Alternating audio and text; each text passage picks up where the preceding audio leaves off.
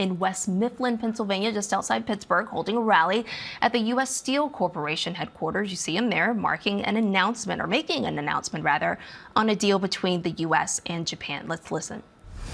We're here today to celebrate a blockbuster agreement that will ensure this storied American company stays an American company. You're going to stay an American company. You know that, right? But we're going to have a great partner. We're going to have a great partner. And I have to tell you, Japan has been a tremendous friend of mine during my years as president. And you hear him there calling Japan a great partner. On the other side of that, meanwhile, Trump is accusing China of violating a preliminary trade agreement with the United States. But the White House has not shared exactly what those violations are. For more on this, let's bring in ABC News' Christian Cordero in our Washington bureau. Christian, you've been on top of this story. We just listened to the president discuss that steel deal with Japan. What does an agreement like this mean for the U.S. steel industry?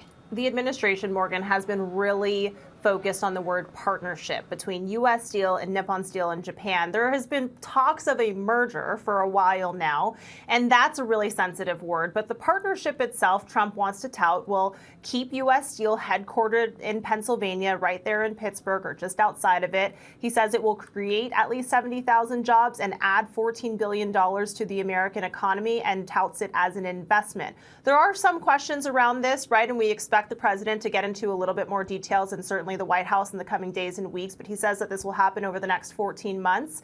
We've heard from some steelworkers. Many are elated because this does, present itself as an investment, and these talks that have been going on for a while now have a little bit more direction to them. But then there's also some concern, especially as there are trade negotiations going on whether Japan is going to continue to uphold some of the trade deals and agreements now that they have a personal stake in U.S. Steel as well. Well, let's zero in there because you just mentioned it. We're hearing from Trump's Treasury Secretary on that trade deal with Japan. Yeah. Where do things stand on those negotiations with U.S. trading partners? Yeah, so there are 90, I believe, trading partners that are up for negotiations right now over the next month and a half or so, and then China's deadline for that 90-day pause is in mid-August, about a month after that. So the administration isn't exactly saying who they're close with and what kinds of deals are being made, but you can bet that there are a lot of conversations happening right now. It would be amazing to be a fly on the room, particularly given the court cases that have been decided and not decided in the past week or so, right? Because